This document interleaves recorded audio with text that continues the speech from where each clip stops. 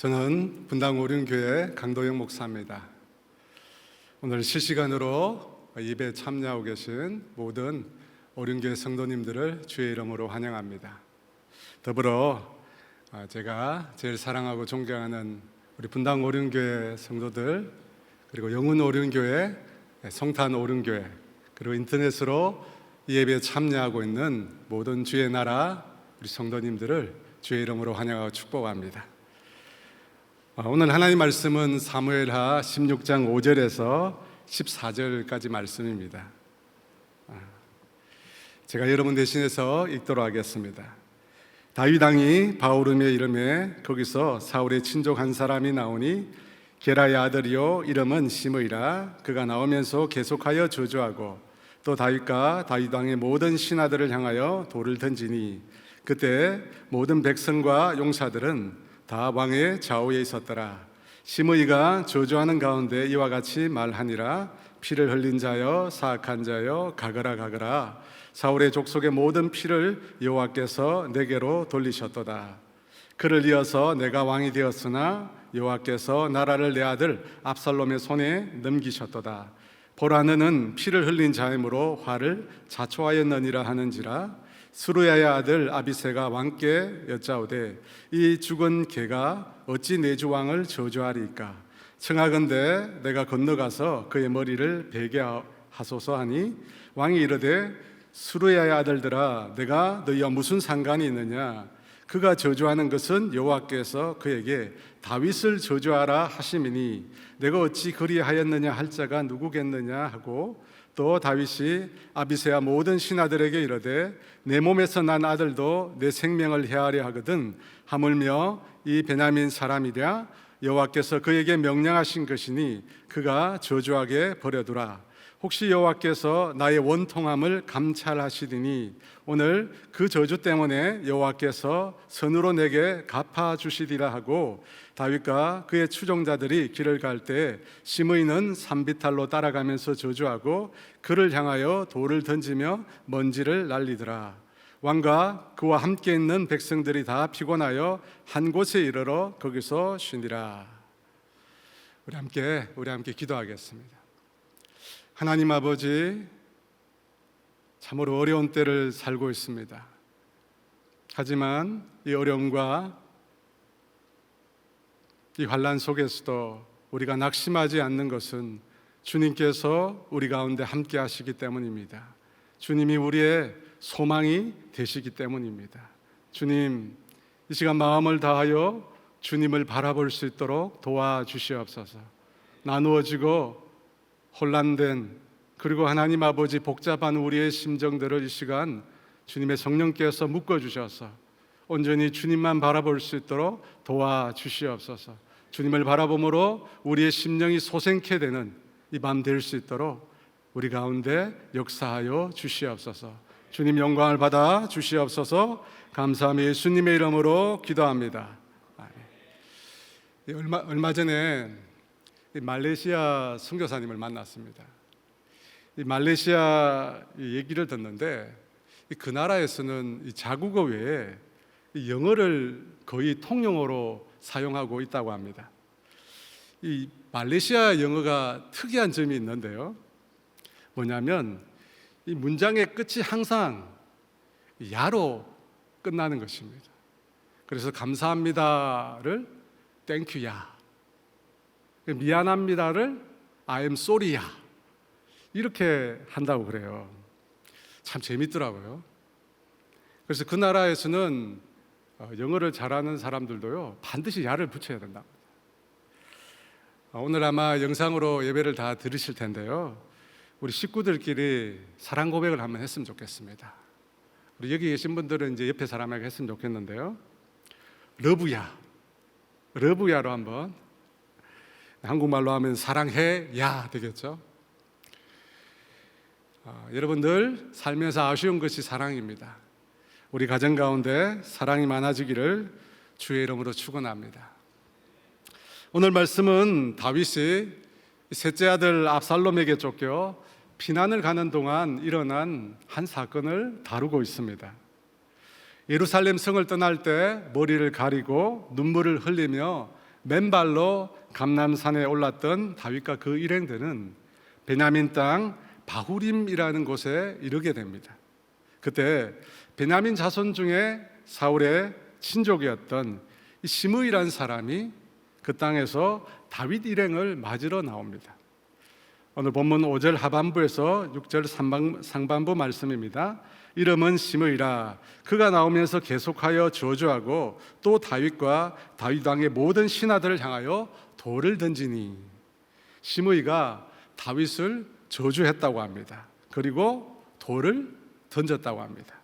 이 돌이나 신발이나 모두 분노의 표현입니다. 그러면 어떤 저주를 했을까요? 7절과 8절에 그 내용이 나옵니다.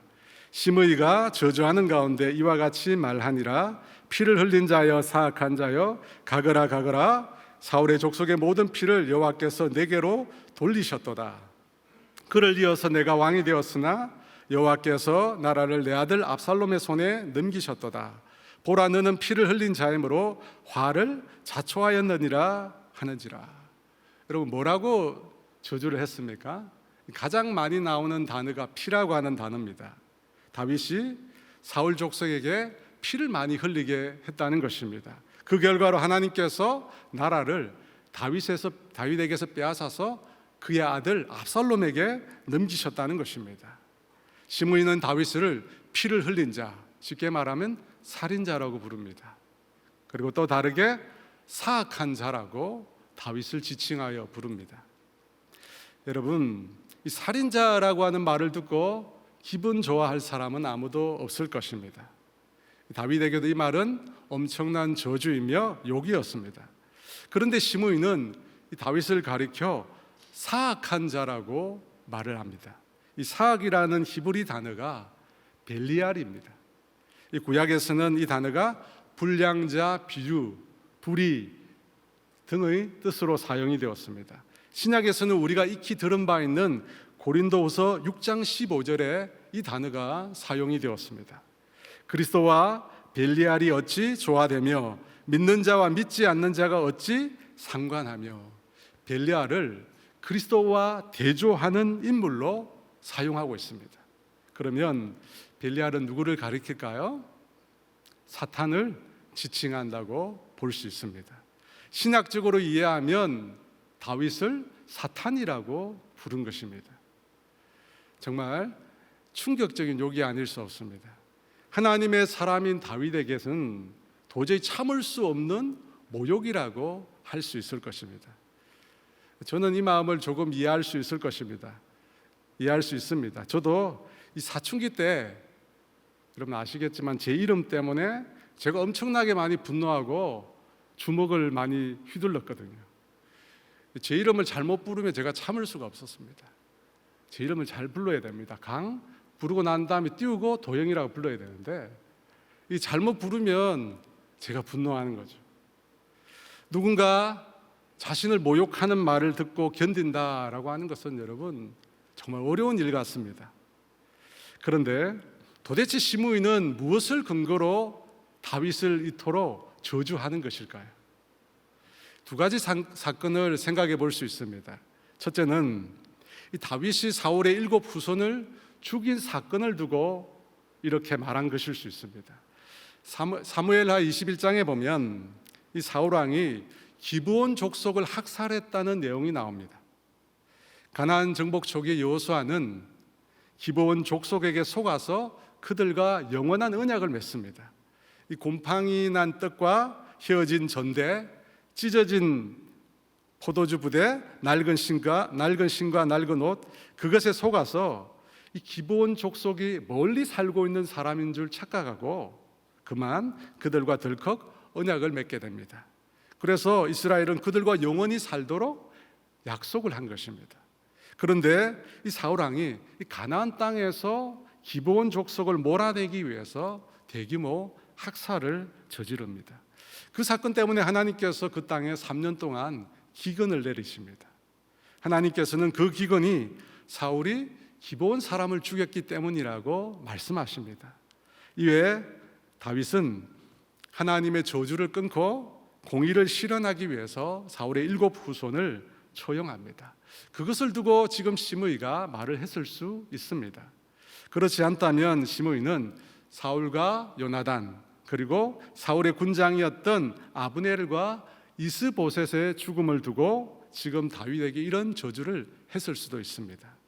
사울과 요나단이 이 블레셋과의 전쟁에서 전사를 하게 되는데 당시 다윗이 블레셋 진영에 머물고 있었기에 이런 혐의를 받을 수 있습니다. 또 사울의 군장 아브넬을 죽인 것은 다윗의 군장이었던 요압이었습니다. 다윗의 부하인 요압이 아브넬을 죽였기에 당연히 다윗이 그를 죽인 것으로 생각할 수 있습니다. 또 다른 사울의 아들인 이스보셋은 이 아브넬의 두 장수인 바하나와 레갑이 죽였습니다. 그런데 그들이 이스보셋을 죽인 후에 그 머리를 가지고 누구에게로 갑니까? 다윗에게로 갑니다. 비록 다윗이 그 두 사람을 처형했지만 시므이가 볼 때는 이스보셋도 결과적으로 다윗 때문에 죽었다고 생각할 수 있다는 것입니다. 시므이는 이 모든 사울 족속의 죽음과 다윗이 깊이 연관되어 있다고 믿고 있었습니다. 그래서 지금 다윗을 저주하고 있는 것입니다. 하지만 다윗의 입장에서 보면 이 저주는 너무나 억울한 저주입니다. 왜냐하면 다윗은 그들의 죽음과 전혀 연관이 없기 때문입니다. 먼저 기브온에서 죽임당한 사울의 7 후손은 사울 왕가의 범죄에 대한 하나님의 심판이었습니다. 그래서 사울의 후손이 죽게 된 것은 다윗이 아니라 사울에게 그 잘못이 있다는 것입니다. 또 사울과 요나단의 죽음에 대해서도 다윗은 전혀 관련이 없고 아브넬과 이스보셋의 죽음에도 마찬가지입니다. 오히려 다윗은 아브넬이 죽었을 때 그의 죽음이 자신과 이스라엘과는 무관하다고 선언을 합니다. 동생 아사엘에 대한 개인적인 복수를 갚으려는 요압이 저지른 일이라며 요압과 그의 가문을 다윗이 저주까지 하게 됩니다. 또 다윗은 이스보셋을 죽인 바하나와 레갑을 처형합니다. 그들이 의인을 죽였다라고 말하며 이스보셋을 헤브론 아브넬의 무덤에 잘 장사 지내주게 됩니다. 여러분, 그뿐만 아닙니다. 다윗이 사울 집안에 행한 일들을 보면 그 집안 족속에게 피를 흘리게 한 것이 아니라 사실은 그들에게 은혜를 베풀었습니다. 자신을 쫓아다니며 죽이려 했던 사울 왕이 죽은 후에 다윗은 그를 위하여 애곡하며 애가를 지어서 모든 백성으로 하여금 사울과 그의 아들 요나단을 조상하게 했습니다. 또 요나단과의 신의를 지켰습니다.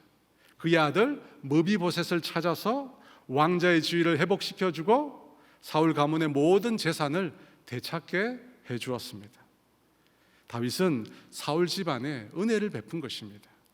하지만 시므이는 그것을 송두리째 다 무시해버리고 다윗이 사울과 그 집안 사람들을 죽인 살인자며 그것 때문에, 그 살인 때문에 지금 하나님으로부터 벌을 받고 있다고 저주를 퍼붓고 있습니다.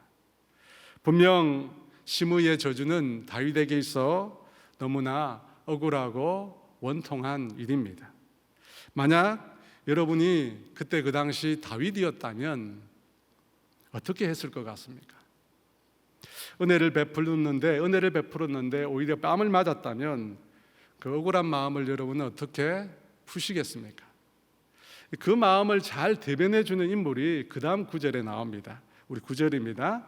스루야의 아들 아비새가 왕께 여짜오되 이 죽은 개가 어찌 내 주 왕을 저주하리까? 청하건대 내가 건너가서 그의 머리를 베게 하소서 하니.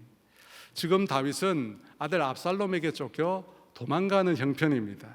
아들에게 쫓겨가는 이 비참한 상황이 있는데 살인자라 사탄이라 내가 피를 흘려서 화를 자초했다, 이런 막말을 듣습니다. 다윗이 사울 집안에 베푼 은혜를 생각하면 그 순간 얼마나 화가 치밀었겠습니까? 그때 조카 아비새가 죽은 개가 왕을 저주하는데 어찌하여 그냥 보고만 있습니까? 제가 당장 가서 그 머리를 잘라버리겠습니다 라고 말을 합니다. 여러분, 다윗의 입장에서 보면 이 시므이의 저주에 대해 억울한 마음이 있는데 그 마음을 아주 시원하게 풀어주는 요즘 말로 사이다 같은 발언이 아닙니까? 뭐라고 쏘아붙이고 싶은데 아비새가 대신 욕을 해주고 있습니다.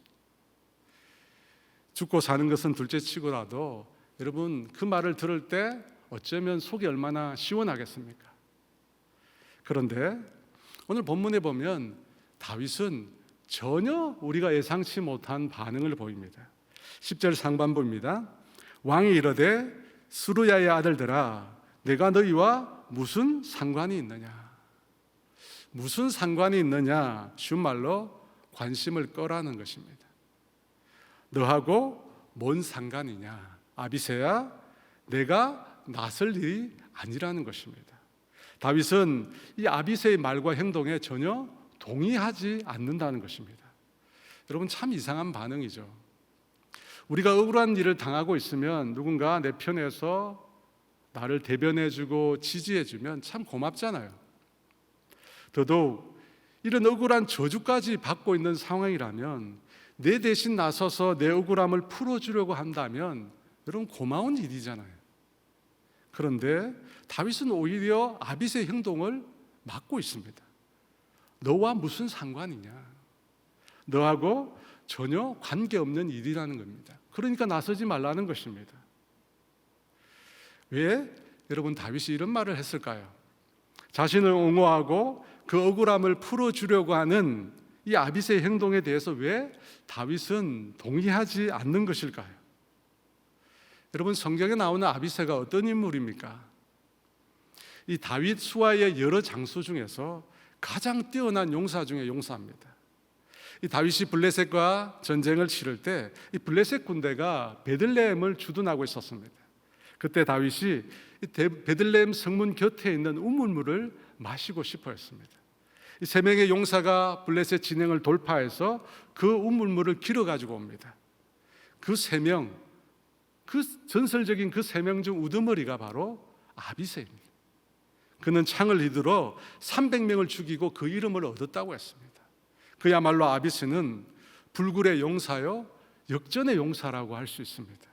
그러니까 다윗을 저주하는 이 시므이가 여러분 아비새의 상대가 될 수 있겠습니까? 물론 베냐민 사람들도 있었겠지만 그들 역시 아비새의 명성을 모르지 않았을 것입니다. 그렇다면 아비새가 나서서 다윗을 저주하는 이 시므이를 완력으로 제압하는 것은 사실 식은 죽 먹기입니다. 그리고 무엇보다도 다윗은 이스라엘 최고의 통치자인 왕입니다.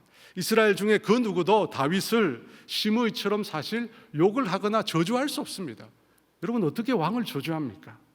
그럼에도 팩트도 아닌 편협된 자기 생각으로 왕을 저주하고 왕을 욕하는 사람에게 여러분 그 값을 치르게 만드는 것이 정말 옳은 일이 아닐까요?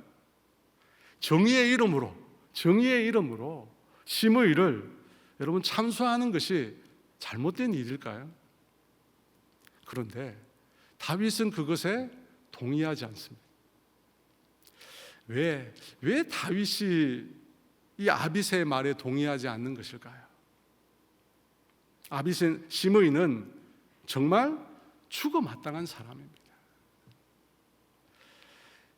10절 하반부에서 우리가 그 이유를 살펴보고자 하는데요. 그가 저주하는 것은 여호와께서 그에게 다윗을 저주하라 하심이니 내가 어찌 그리하였느냐 할 자가 누구겠느냐. 왜 다윗이 시므이를 잡아 죽이겠다는 아비새의 말에 동의하지 않았을까요? 그것은 시므이의 이 저주가 하나님으로부터 온 것이라고 다윗이 받아들였기 때문입니다. 여호와께서 그에게 다윗을 저주하라 하심이니,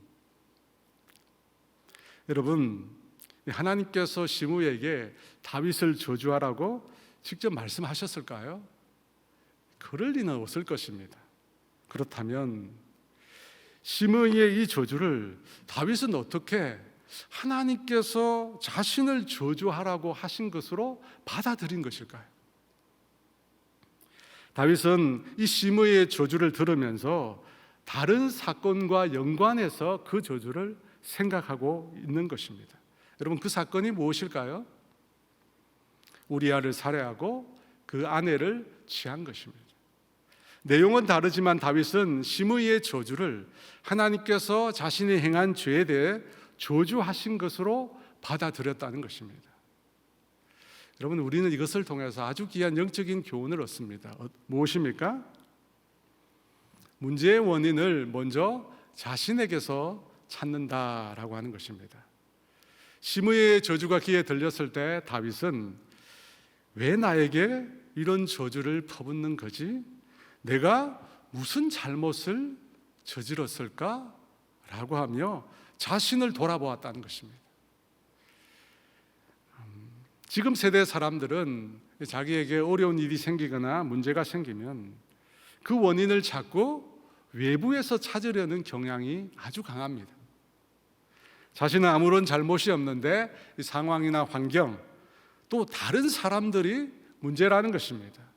남편이 문제고, 아내가 문제고, 또 시월드가 문제고, 심지어 하나님이 문제고. 평소에 하나님을 잘 숨기지도 않으면서 어려운 일만 생기면 꼭 하나님을 탓하는 사람들이 있습니다. 그러면서 자신들은 전혀 문제가 없다는 것입니다.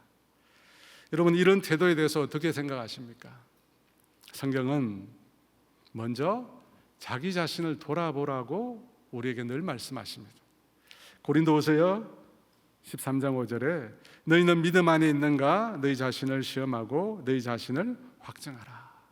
여러분, 그렇습니다. 먼저 자신을 살펴야 합니다. 자신에게 잘못이 있는지, 자신에게 허물이 있는지를 돌아봐야 합니다. 시사인과 KBS가 공동으로 조사한 코로나19 신뢰도 변화에서 질병관리본부의 신뢰도가 플러스 75가 되었다고 합니다. 그 이전과 비교해서요, 75가 되었습니다. 의료기관 신뢰도가 플러스 72로 상승했다고 합니다. 반면 언론의 신뢰도는 마이너스 45, 그리고 개신교의 신뢰도는 마이너스 46으로 대폭 하락을 했다고 합니다. 이 조사는 이 교회발 코로나19가 확산되기 이전이니까 지금으로 한다면 그 신뢰도가 더욱더 떨어질 것입니다. 여러분, 그야말로 이 교회의 신뢰도가 모든 기관 중에서 최악일 것입니다. 여러분, 왜 이렇게 되었을까요? 언론이 문제죠. 다른 종교는 놔두고 아주 편파적으로 교회만 계속 그 잘못을 들추기 때문입니다. 신부님과 스님들은 놔두고 목사들의 비리만 계속 방송하기 때문입니다. 식당과 카페, 각종 동호회 모임은 놔두고 유독 교회 확진자들만 늘 방송을 하기 때문입니다. 여러분, 방송이 문제입니다. 저도 그런 부분에 동의합니다. 그럼에도 과연 교회는 어떤가? 과연 우리는 세상의 빛과 소금의 역할을 감당하고 있는가? 목회자들은 이 사회에 아프고 힘든 곳을 섬기는 그런 사랑과 헌신의 아이콘으로 살아가고 있는가? 여러분, 그런 것들을 생각해 보면 사실 조금 의문이 드는 것은 우리의 현실 때문입니다. 저는 얼마 전 100주년 기념교회를 은퇴하고 10평짜리 거창에 있는 작은 시골 마을로 내려가신 이재철 목사님의 신간 목사 그리고 목사직이라는 책을 읽었습니다. 저는 목사로 어떻게 살아가야 되는가라고 하는 고민을 적은 책인 줄 알고 사서 읽었는데, 그게 아니라 이 책에는 목회자들의 부정적인 모습이 가득 차 있습니다. 그래서 제가 성도들에게는 읽지 말라고 말씀을 드리고 싶습니다. 이 책에 보면 돈의 노예가 된 목사들이 나옵니다. 교회 헌금을 유용하는 목사들이 나오고요, 성인물에 중독이 되어 살아가고 있는 목사들 얘기가 나옵니다. 또 교회를 사유화해서 사고 파는 목사들 얘기가 또 나옵니다. 남의 설교를 표절하는 목사도 있고요. 은퇴 자금을 위해서 교인들을 내보내고 교회를 정리하거나 다른 교회와 합병하는 목사들 얘기도 나옵니다. 큰 교회를 가려고 부르심 받은 작은 교회를 떠나는 그런 목사들 얘기도 나옵니다. 이 책에서는 그 사람들을 종교 사기꾼들, 신앙으로 장사하는 사람들, 사꾼들이라고 칭합니다. 여러분, 우리가 왜 이렇게 되었을까요? 이 땅에 기독교 정착 초기 탐관 오리들은 예수쟁이가 있는 마을에는 부임하기를 꺼려했다고 합니다. 예수 믿는 사람들의 정직함 때문이었죠. 그랬던 교회가, 목회자가 왜 지금은 세상으로부터 지탄을 받는 곳이 되었을까요? 우리 자신을 돌아보는 이 자아 성찰의 시스템이 붕괴된 것이 그 원인이 아닐까요? 자신을 돌아봐야 하는데. 여러분, 다윗은 전혀 상관이 없는 시므이의 저주를 들으며 자신이 하나님 앞에 어떤 죄를 저질렀는가를 다시 되새김질했습니다. 그에게는 그런 자신에 대한 영적인 민감함이 살아있었다는 것입니다. 지금 내가 하나님 앞에서 어떤 모습으로 살아가고 있는가? 하나님은 나를 어떻게 보시는가? 그렇게 자신을 되돌아보는 자세가 있었다는 것입니다. 여러분, 종교 계획자들의 모토가 무엇입니까? 코람 데오입니다. 하나님 앞에 서 있는 자신을 보라는 것입니다. 자신이 하나님 앞에 서 있다는 사실을 한순간도 망각하지 말라는 것입니다. 여러분, 목회자들만의 얘기가 아닙니다. 여러분은 매일 매 순간 하나님 앞에 서 계십니까? 지금 우리 모두는 하나님 앞에서 우리 자신을 되돌아봐야 할 때라고 생각이 듭니다. 그리고 한국 교회의 이 저주스러운 욕설이 하나님으로부터 온 것이 아닌가를 우리는 깊이 반성해 봐야 합니다. 여러분, 그래야만 우리에게 희망이 있습니다. 다윗은 아비새에게 무슨 상관이냐라고 말을 했습니다. 그러면서 우리아를 죽이고 밧세바를 취한 자신의 과를 되돌아보았습니다. 그런데 왜 그 사건과 아비새가 시므이를 죽이겠다라고 하는 것과 무슨 관련이 있을까요? 다윗이 우리아를 죽이고 그 안에 밧세바를 취한 것과 아비새가 시므이를 죽이겠다라고 하는 것과 도대체 무슨 연관이 있느냐 하는 것입니다. 여러분, 이 두 가지는 동일하게 힘과 권력에 관한 일입니다. 다윗이 우리아를 죽이고 그 아내를 취할 수 있었던 것은 다윗이 왕이었기 때문입니다. 여러분, 그렇지 않습니까? 그가 왕이 아니었다면 어떻게 그런 일을 할 수 있었겠습니까? 다윗이 권력이 있었기에 사람을 죽이고 남의 처를 빼앗아 오고도 죽지 않고 멀쩡하게 살 수 있었던 것입니다. 하지만 그것은 권력을 잘못 사용한 것입니다. 하나님께서 주신 이스라엘 왕으로서의 권력을 자신의 욕망을 위하여 그릇되게 사용한 것입니다. 여러분, 그 결과로 다윗에게 남겨진 것이 무엇입니까? 그의 가문에 칼이 떠나지 않는 저주가 남게 되었습니다. 그의 맏아들 암논은 힘으로 동생 다말을 취했습니다. 그리고 헌신짝처럼 버려버렸습니다. 그렇게 할 수 있었던 것은 암논이 왕세자였기 때문입니다. 다말이 암논으로부터 버림받고 또 아비 다윗으로부터 그 억울함을 보상받지 못하게 되자 오빠인 압살롬은 3년에 걸쳐 복수를 계획했고 결국 그 형 암논을 살해합니다. 그리고 3년간 거슬러 도망을 갔다가 돌아온 압살롬은 4년에 걸쳐 백성들의 마음을 도적질하여 다윗을 반역하고 군대를 일으킵니다. 그래서 지금 다윗이 이렇게 비참하게 도망을 가고 있지 않습니까? 이 모든 일들은 다윗이 자신에게 주어진 권력을 남용했기 때문입니다. 권력 남용의 결과가 바로 이 저주입니다. 그런데 아비새가 무엇이라고 합니까? 자신의 힘으로, 자신의 완력으로 시므이를 제거하겠다는 것입니다. 왕을 능멸한 죄값을 자기 힘으로 치르게 하겠다는 것입니다.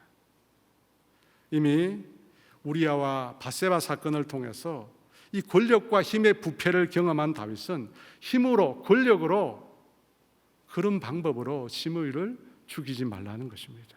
그래서 상관하지 말라 말한 것입니다. 여러분, 권력이 커질수록, 많이 가질수록 그 권력이 정의를 성취하는 것이 결단코 아닙니다. 오히려 권력은 불의와 부패를 가져올 수 있습니다. 우리는 이 점을 잊어서는 결단코 안 됩니다. 여러분, 힘과 권력의 욕망은 우리를 파괴할 수 있습니다. 주님이 그것을 잘 알고 계셨습니다. 그래서 왕을 구하는 이스라엘을 기뻐하지 않으셨습니다. 왜냐하면 힘과 권력을 지닌 왕들이 어떻게 할지를 주님이 잘 알고 계셨기 때문입니다. 신명기 17장 14에서 20절입니다. 내가 내 하나님 여호와께서 내게 주시는 땅에 이르러 그 땅을 차지하고 거주할 때 만일 우리도 우리 주위의 모든 민족들 같이 우리 위에 왕을 세워야겠다는 생각이 나거든 반드시 내 하나님 여호와께서 택하신 자를 내 위에 왕으로 세울 것이며 내 위에 왕을 세우려면 내 형제 중에서 한 사람을 할 것이요 내 형제 아닌 타국인을 내 위에 세우지 말 것이며 그는 병마를 많이 두지 말 것이요 병마를 많이 얻으려고 그 백성을 애굽으로 돌아가게 하지 말 것이니 이는 여호와께서 너희에게 이르시기를 너희가 이후에는 그 길로 다시 돌아가지 말 것이라 하셨음이며 그에게 아내를 많이 두어 그의 마음이 미혹되게 하지 말 것이며 자기를 위하여 은금을 많이 쌓지 말 것이니라. 그가 왕위에 오르거든 이 율법서의 등사본을 레위 사람 제사장 앞에서 책에 기록하여 평생에 자기 옆에 두고 읽어 그의 하나님 여호와를 경외하기를 배우며 이 율법의 모든 말과 이 규례를 지켜 행할 것이라. 그리하면 그의 마음이 그의 형제 위에 교만하지 아니하고 이 명령에서 떠나 좌로나 우로나 치우치지 아니하리니 이스라엘 중에서 그와 그의 자손이 왕위에 있는 날이 장구하리라. 주님께서 뭐라고 말씀하십니까? 병마를 많이 두지 말라고 합니다. 은금을 많이 쌓아두지 말라고 합니다. 왕이 스스로 자기 힘을 키우지 말라는 것입니다. 대신에 하나님의 율법의 말씀을 곁에 두고 그 말씀을 읽으며 여호와 경외하기를 배우라고 합니다. 교만하지 말고 좌로나 우로나 치우치지 말고 하나님의 말씀을 지켜 행하라고 합니다.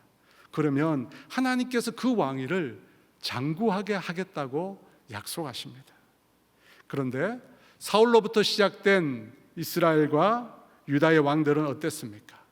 40명이 조금 넘는 왕들 중에 과연 몇이나 선하고 의로운 왕이었습니까? 여러분, 손에 꼽을 만큼도 되지 않습니다. 가장 훌륭한 왕이라고 불리는 다윗조차도 이렇게 타락하지 않았습니까? 그만큼 권력과 힘을 소유한다라고 하는 것은 위험한 일입니다.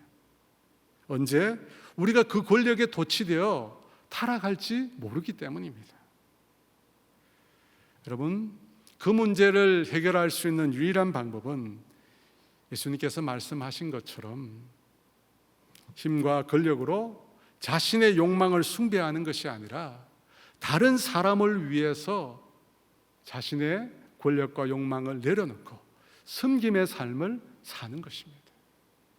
누가복음 22장 25절 26절 말씀입니다. 예수께서 이르시되 이방인의 임금들은 그들을 주관하며 그 직금자들은 은인이라 칭함을 받으나 너희는 그렇지 않을지니 너희 중에 큰 자는 젊은 자와 같고 다스리는 자는 섬기는 자와 같을지니라. 마가복음 10장 45절입니다. 인자가 온 것은 섬김을 받으려 함이 아니라 도리어 섬기려 하고 자기 목숨을 많은 사람의 대속물로 주려 함이니라. 만왕의 왕이신 예수님께서 이 땅에 오신 것은 섬김을 받으려 함이 아니라고 합니다. 인생들 위에 군림하기 위해서 주님께서 오신 것이 아니라고 합니다. 자신을 위해서가 아니라 자신을 희생하여 섬김의 삶을 살기 위해서 주님은 오셨다고 합니다. 여러분, 이것이 하나님의 나라입니다. 세상과 다른 하나님의 나라는 가진 자가, 먼저된 자가, 다스리는 자가, 섬기는 자가 되는 것입니다. 그렇게 되어야 합니다. 여러분, 그렇게 되지 않고서는 결코 이 힘과 권력이 가지고 있는 악을, 그것이 내포하고 있는 악을 우리가 통제하지 못합니다. 나는 임금도 아닌데 뭐 나에게 무슨 힘이나 권력이 있나, 그렇게 생각하시는 분이 있으십니까? 제가 보니까 부모만 돼도 아이들에게 엄청난 힘을 가진 존재더라고요. 여러분 보셨잖아요. 7시간 동안 아이를 가방에 가둘 수 있는 것이 부모의 힘입니다. 여러분, 무섭습니다. 제가 있는 분당 오륜교회에서 제가 이제 집사님들과 제자 훈련을 하는데, 그 중에 한 집사님이 농담조로 제게 이런 말을 했습니다. 강 목사님이 지금 교회를 개척한 지 얼마 안 되니까 이렇게 성도들 모아서 제자 훈련도 하고 열심히 섬기고 이렇게 하지, 조금 지나서 300명만 돼도 우리 같은 사람은 쳐다보지도 않을 거라고. 지금이 제일 좋을 때라고. 그때가 되면 돈 있는 사람, 잘 나가는 사람, 그런 사람하고 어울릴 거니까 두고 보라고. 제자 훈련 시간에 그 얘기를 하는 거예요. 제가 얼마나 당황했는지요. 절대 그런 일 없을 거라고 제가 손사래를 쳤습니다. 그런데 한편으로는 가슴이 섬뜩한 거예요. 왜냐하면 여러분, 다윗도 절대 그럴 사람이 아니었잖아요. 여러분, 다윗이 어떻게 왕이라는 그 힘을 가지고 한 사람을 죽이고 자기의 충성스러운 신하를 죽이고 그 아내를 취할 수 있습니까? 다윗은 절대 그럴 사람이 아닙니다. 그런데 그런 일을 했거든요. 여러분, 저라고 믿을 수 있겠습니까? 기독교 역사 가운데 교회가 가장 타락했을 때가 언제였습니까? 교회가 권력을 가졌을 때입니다. 교회가 이 세속 세계의 주류가 되었을 때입니다. 로마에 기독교가 공인되었을 때 성경이 말씀하는 하나님의 나라가 이루어졌습니까? 그렇지 않습니다. 기독교라고 하는 이름을 가지고 수없이 많은 사람들을 학대하고 짓밟고 죽였습니다. 권력으로 말로 닿을 수 없는 죄악을 저질렀습니다. 여러분, 절대 권력은 반드시 부패합니다. 힘은 크면 클수록 더 큰 부패와 타락을 반드시 가져옵니다.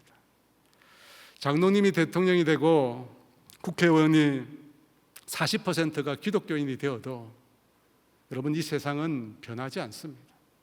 왜냐하면 힘과 권력이 세상을 바꿔놓을 수 없기 때문입니다.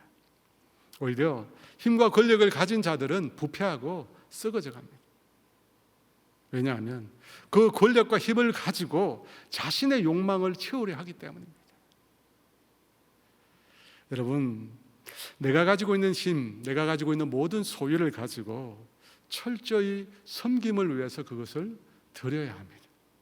여러분, 그렇게 하지 않고는 우리는 이 권력과 힘의 유혹으로부터 결단코 벗어날 수가 없습니다. 단 한 명도 여러분 예외가 없습니다. 예수님처럼 자신을 부인하고 자신을 낮추고 자신을 죽여야만 하는 것입니다.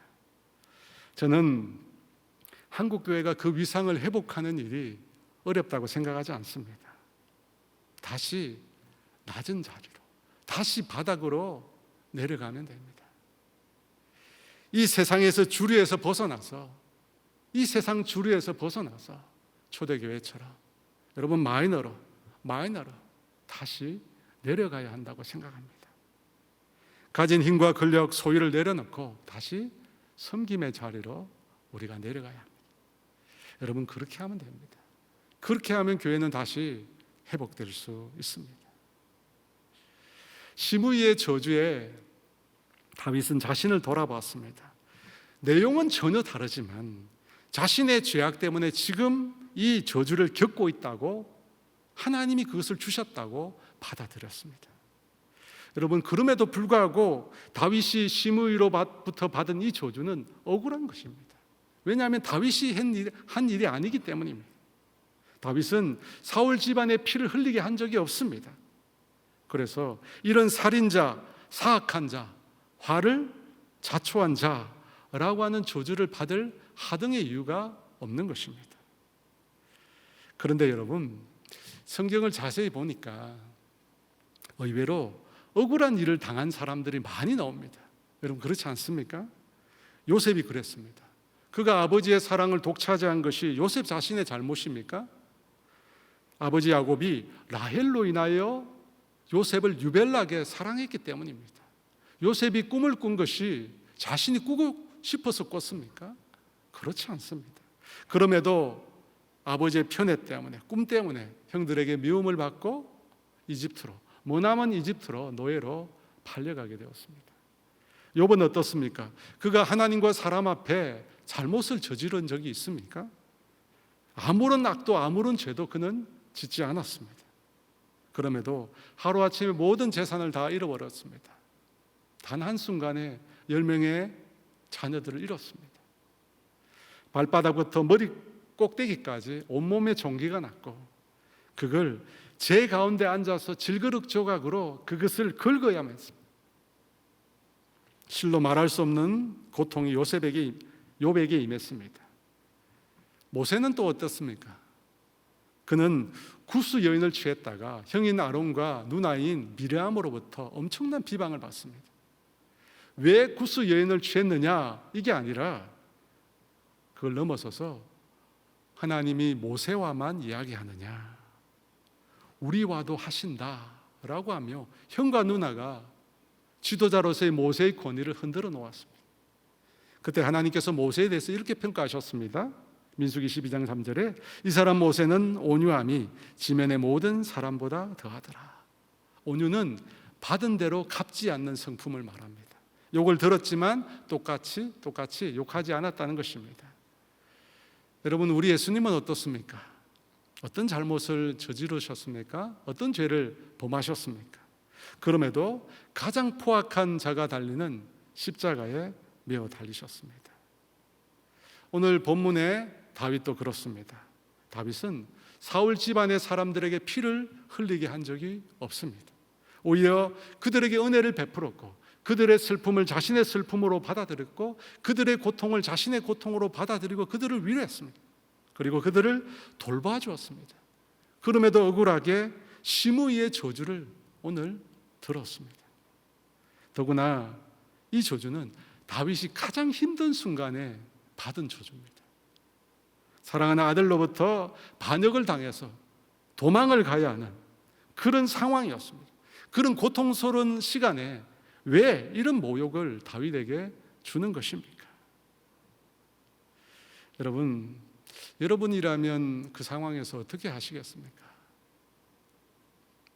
감당할 수 있겠습니까? 저는 자신이 없습니다. 저는 오늘의 성경의 말씀과 또 성경에 나오는 인물들을 보면서 하나님의 사람들은 억울함을 감내할 수 있어야 함을 배웁니다. 여러분, 요셉이 어떻게 행동했습니까? 욥과 모세와 예수님은 어떻게 행동했습니까? 그 억울함을 자신에게 가한 사람에게 화로, 원수 갚는 것으로 갚았습니까? 그렇지 않습니다.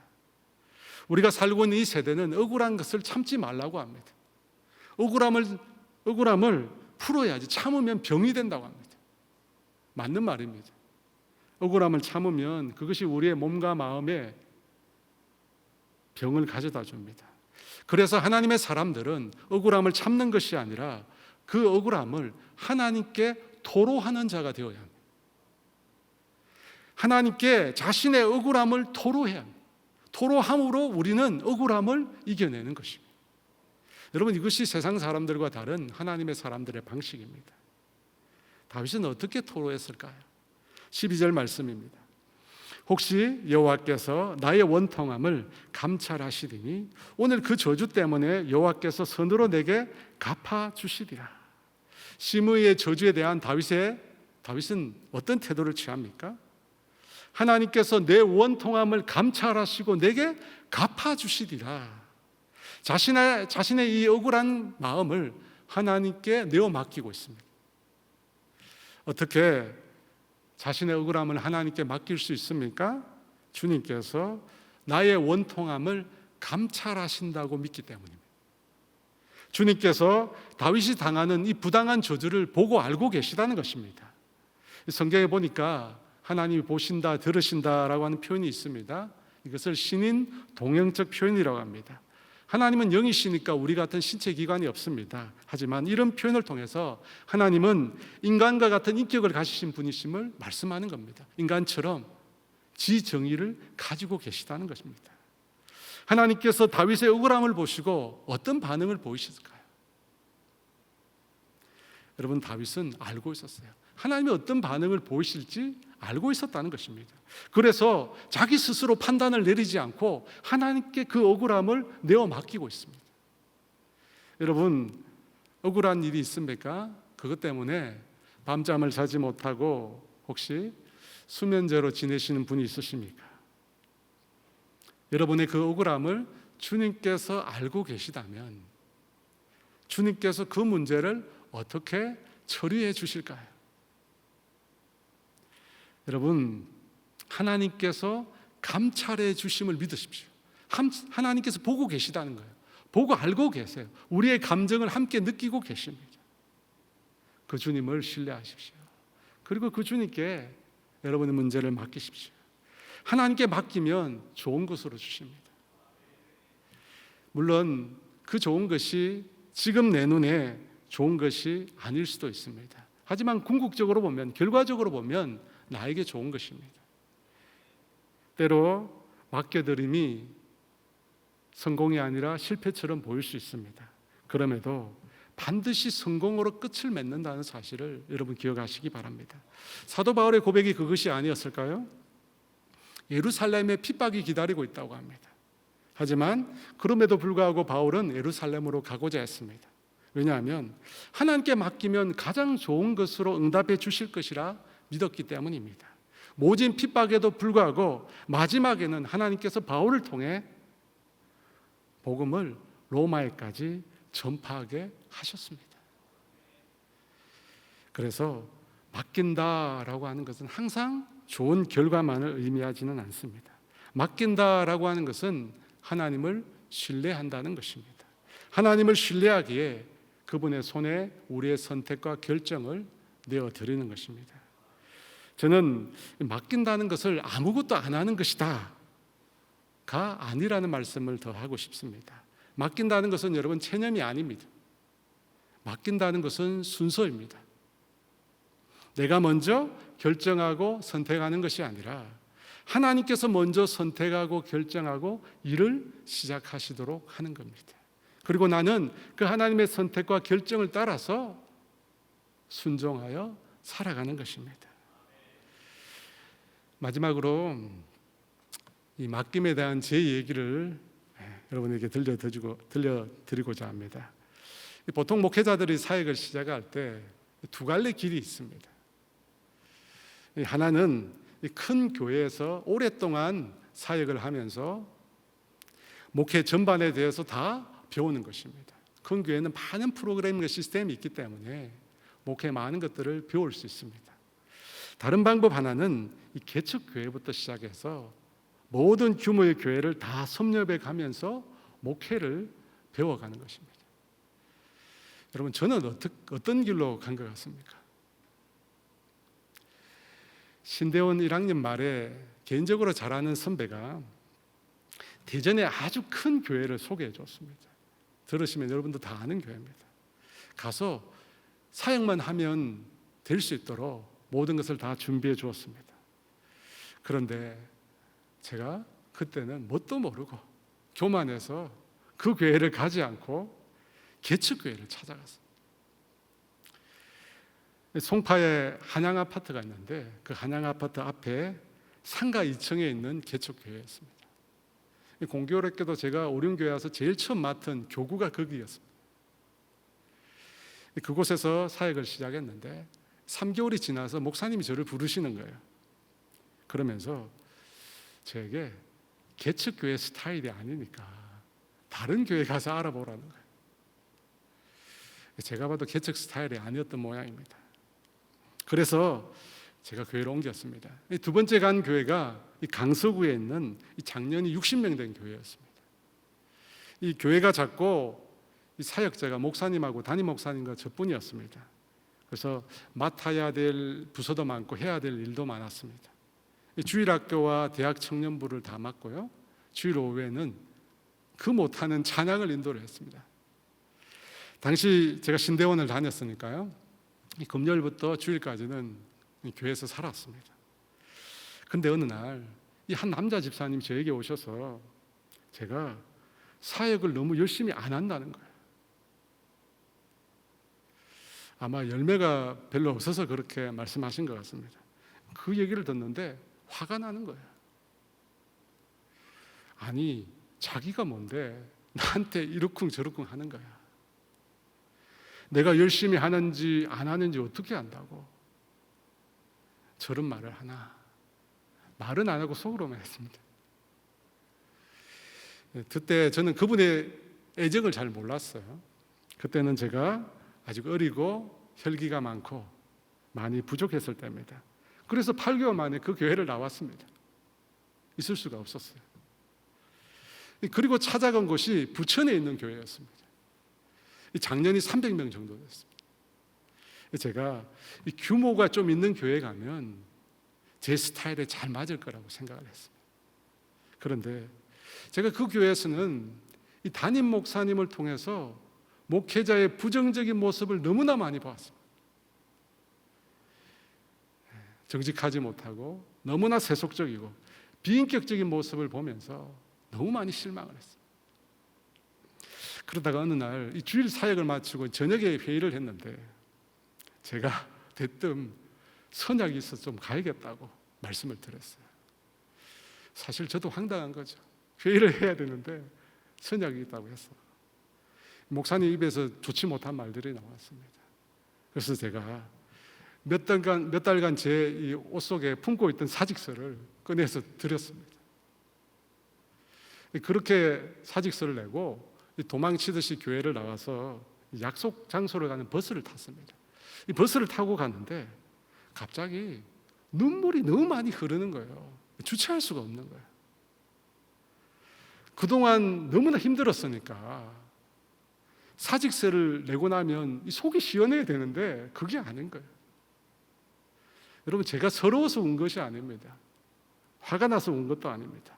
제가 운 것은 너무나 죄송했어요. 자기 집 안방도 아니고 교회를 이렇게 맨날 들락거리니까요. 주님 앞에 너무 죄송한 거예요. 3개월, 8개월, 그리고 그때는 14개월이었거든요. 14개월 교회 사역하다 그만두니까요. 너무 주님 앞에 죄송스러운 거예요. 눈물이 계속 나는 거예요. 아무리 힘들어도 더 참아야 하는데, 더 참아야 하는데 그러질 못했습니다. 그래서 제가 그 버스간에서 하나님 앞에 한 가지 결심을 합니다.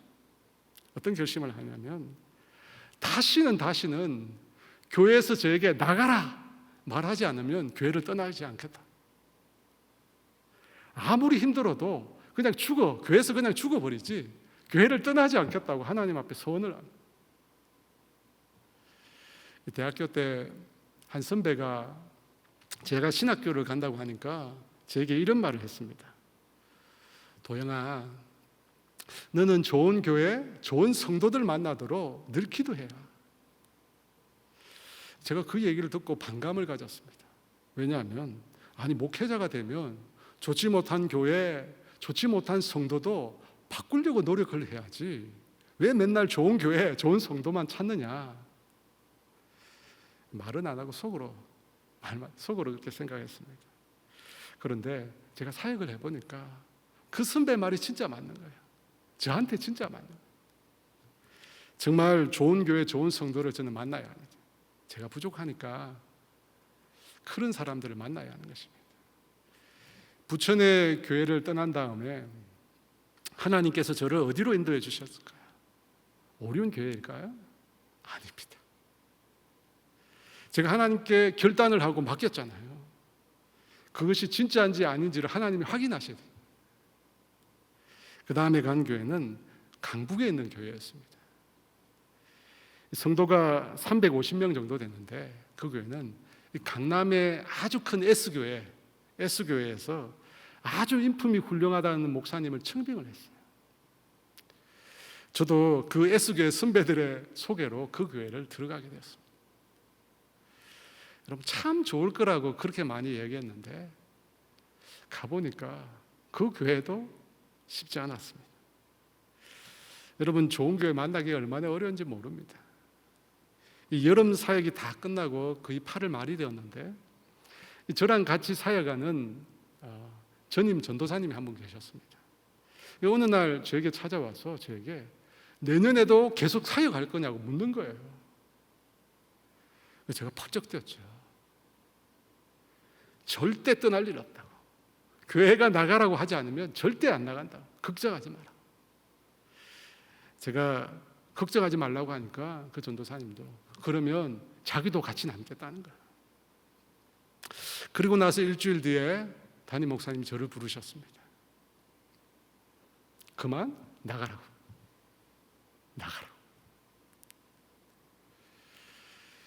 그러면서 여름 휴가도 못 가고 추석 명절도 다가왔으니까 2주를 줄 테니까 다른 교회를 알아보라는 거예요. 여러분, 참 눈물이 났어요. 왜냐하면 이번에는 제가 낳은 것이 아니라 쫓겨났잖아요. 쫓겨난 서러움이 이런 것인가, 눈물이 많이 났어요. 그때 한 선배의 소개로 오륜 교회에 대해서 알게 되었습니다. 당시 교회에서 제자 훈련을 하는데 그 훈련을 담당할 목회자를 찾는다는 거예요. 저는 그때 오륜 교회에 올 마음이 없었습니다. 그런데 한번 가서 인사도 하고 얘기도 나눠보라고 해서 거기에 왔습니다. 사실 그때 오륜교회 교단이 제가 다녔던 신학교와 달랐기 때문입니다. 이 교회 사무실에 앉아서 이 선임 목사님과 대화를 하고 있는데 그때 옆에 김은호 목사님 계셨어요. 한참 이야기를 하는데 제가 그 교회 청년들을 너무 사랑해서 연말까지는 그 교회에 계속 있고 싶다고, 그리고 나서 제가 사역지를 찾고 싶다고 그렇게 목사님께 말씀을 드렸습니다. 그런데 목사님이 담임 목사가 나가라고 그러면 하루라도 빨리 나가는 것이 교회를 돕는 거라고 그렇게 말씀을 하시는 거예요. 교회를 돕는 거라는 말을 듣고 나서 제가 그 주일날 바로 가서 그 교회에 인사를 했습니다. 여러분, 그리고 나서 제가 오륜교회에 오게 된 것입니다. 그리고 지금까지 정확하게 16년 11개월 6일을 이 교회에 속해서 사역하고 있습니다. 2015년 7월 달에 김은호 목사님이 저를 부르셨어요. 그동안 오랫동안 교회에서도 사역했고 또 나이도 들어가니까 이제 담임 사역을 시작해야 되지 않겠느냐, 그렇게 말씀하시는 거예요. 새로운 길을 시작해야 되는 거죠. 저는 그때 하나님이 저를 부르신다고 생각이 들었어요. 그리고 나서 2016년 12월에 교회에서 분당의 분립개척을 시작하게 되었습니다. 여러분, 저는 좋은 교회, 좋은 성도 만나기를 소원했는데 그 소원을 오륜 교회에서 다 이루었습니다. 그런데 분당에 가니까 죄송합니다만 더 좋은 교회, 더 좋은 성도들이 저를 기다리고 있더라고요. 교회를 시작하면서 지금까지 저는 매사의 모든 일들을 주님께 맡기는 그런 일을 하고 있습니다. 저는 교회를 시작할 때 제가 친분 있고 잘 아는 사람 한 사람도 연락하지 않았습니다. 함께 와서 같이 도와달라 전화하지 않았습니다. 그저 매일 주님께 맡겨드렸습니다. 여러분, 교회 사역을 시작하려면 참 많은 사람들이 필요합니다. 찬양으로 섬겨줘야 될 분들이 많이 있습니다. 주일 주차를 해야 되고 안내와 봉사를 해주셔야 될 분이 있습니다. 교사들도 많이 있어야 합니다. 전도할 분도 있어야 되고요. 주중에 교회 나와서 반주해 줘야 될 분도 있습니다. 새벽기도 빠지지 않고 나오셔서 예배 참여해 줄 분도 있어야 합니다. 헌금 개수의 분도 있어야 되고요. 그 많은 식구들을 먹일 음식으로 봉사해 줄 분도 필요합니다. 하지만 저는 그 모든 일들을 주님께 맡겼습니다. 여러분, 그러니까요, 정말 좋은 분들을 보내주셨어요. 지금까지 불평 한마디 없이 주님의 교회를 섬겨주셨습니다. 그래서 저는 늘 제가 공짜로, 은혜로 사역하고 있다고 생각합니다. 모든 것을 주님께 맡겼기 때문입니다. 저는 하루를 시작하면서 3가지 기도를 합니다. 첫째는 주님과 저 사이에 장애물이 있는지 보여달라고 기도합니다. 주님과 저 사이에 교제를 맡고 있는 장애물이 있다면 주님 알게 해주셔서 회개하게 해달라고 기도합니다. 자신을 돌아보는 것이죠. 둘째는 모든 것을 주님께 맡기는 항복의 기도를, 제 인생과 제 사역의 주인은 하나님이심을 인정합니다. 주님이 주인 되시도록 저는 모든 것을 맡깁니다. 그리고 3번째, 주님이 원하시는 것을 말씀해 달라고 기도합니다. 주님 말씀해 주시면 제가 순종할 수 있도록 도와달라고 기도합니다. 사랑하는 여러분,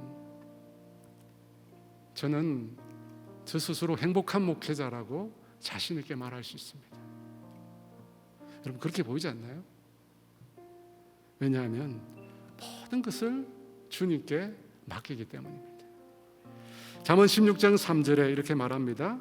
너의 행사를 여호와께 맡기라. 그리하면 내가 격려하는 것이 이루리라.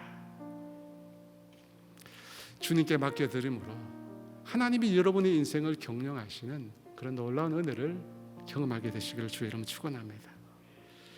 우리 함께 찬양하도록 하겠습니다. 주가 일하시네. 날이 저물어 갈 때, 빈들에서 걸을 때, 그때가 하나님의 때. 내 힘으로 안 될 때, 빈손으로 걸을 때, 내가 고백해 여호와 이래. 주가 일하시네, 주가 일하시네. 주께 아끼지 않는 자에게 주가 일하시네, 주가 일하시네. 신뢰하며 걷는 자에게 우리 모인 이곳에 주님 함께 계시네. 누리네 아버지 은혜.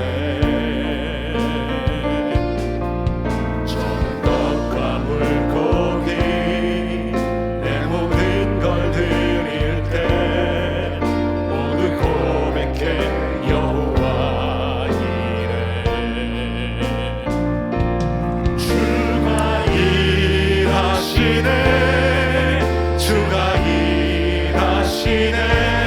주께 아끼지 않는 자에게 주가 일하시네, 주가 일하시네. 신뢰하며 걷는 자에게 주가 일하시네, 주가 일하시네, 주가 일하시네. 주께 아끼지 않는 자에게 주가 일하시네, 주가 일하시네. 신뢰하며 걷는 자에게. 우리 한 번 더 찬양합니다. 날이 저물어 갈 때, 날이 저물어 갈 때, 빈들에서 걸을 때, 그때가 하나님의 때. 내 힘으로 안 될 때,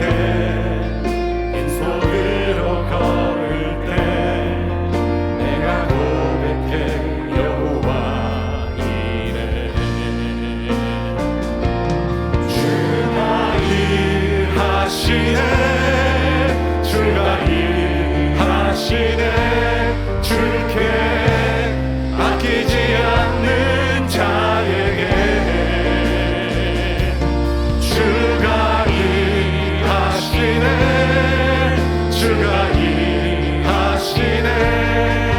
신뢰하며 걷는 자에게 우리 모임 이곳에 주님 함께 계시네. 우리는 안아진 일에 적은 떡과 물고기 내 모든 걸 드릴 때 모두 고백해 여호와 이래. 주가 일하시네. 주가 일하시네. 주께 아끼지 않는 자에게 주가 일하시네. 주가 일하시네. 신뢰하며 걷는 자에게.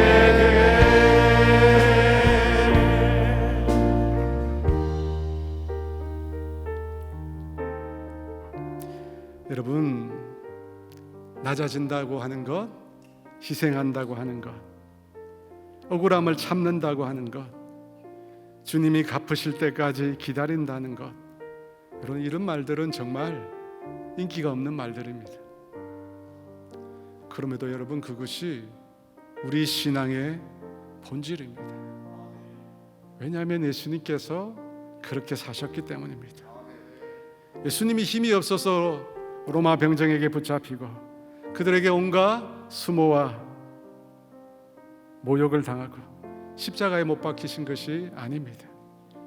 그토록 낮아지신 것은 하나님의 선을 이루기 위해서입니다. 하나님의 구원의 역사를 이루기 위해서 자신의 힘과 모든 권세를 포기하신 것입니다. 다윗은 자신의 힘으로 권력으로 시므이의 저주에 안갚음하지 않았습니다. 자신의 억울함을 자신의 힘으로 갚으려 하지 않았습니다. 왜냐하면 그가 경험했잖아요. 힘과 권력이 얼마나 자신을 부패할 수 있는지, 자신을 썩게 만들 수 있는지 그가 뼈 때리게 경험했기 때문입니다.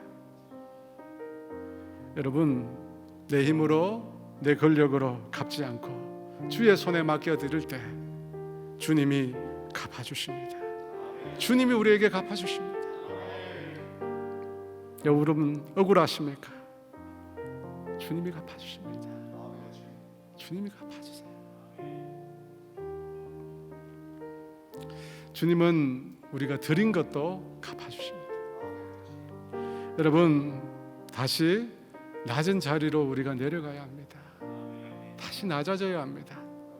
세상 위에 군림하는 교회가 아니라 겸손히 예수님의 손과 발 되어 세상을 섬기는 교회로 낮아져야 합니다. 여러분, 그곳에 소망이 있습니다. 여러분, 이 시간 기도할 때 여러분 자신을 위해서 하나님, 힘과 권력을 추구하고 나의 욕망을 구하는 자가 아니라 낮아져서, 더 낮아져서 주님을 따르는 자 되게 해주십시오. 모든 것을 주님께 의탁하고 주님의 감찰하심을, 주님이 보고 계심을 믿고 신뢰하게 하여 주시옵소서. 그래서 모든 것을 주님께 내어 맡기고 주님의 말씀에 순종하는 주의 사람 되게 해달라고, 그리고 이 땅의 교회가, 목회자들이 그렇게 되게 해달라고, 부패함을 벗고 다시금 낮은 자리로 내려가게 해달라고 우리 주여 한번 부르고 같이 한번 기도합니다. 주여, 하나님 아버지, 참으로 감사합니다. 오늘 이곳에 내가 함께 해주셔서 감사합니다. 아버지 감사합니다. 아버지 감사합니다. 아버지 감사합니다. 우리가 가지고 있는 하나님 이 시간 주님의 손을 아버지, 내가 소유하고 있는 것들 그것으로 권력을 쌓고 그것으로 힘을 쌓고 자기 욕망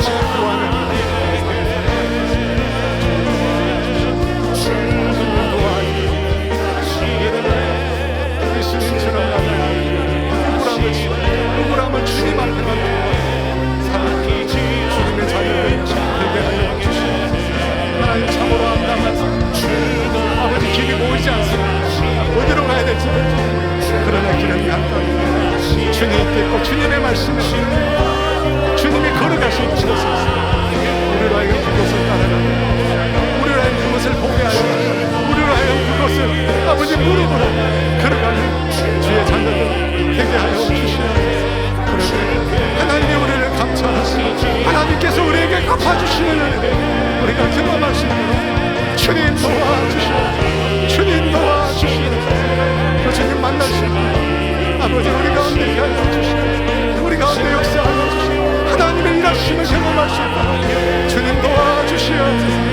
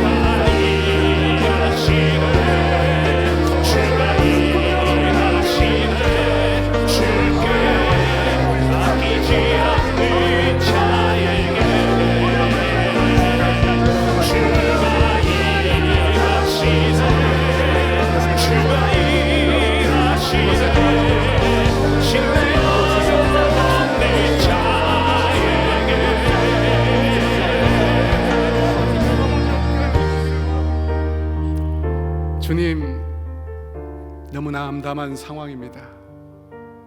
우리가 어디로 가야 합니까?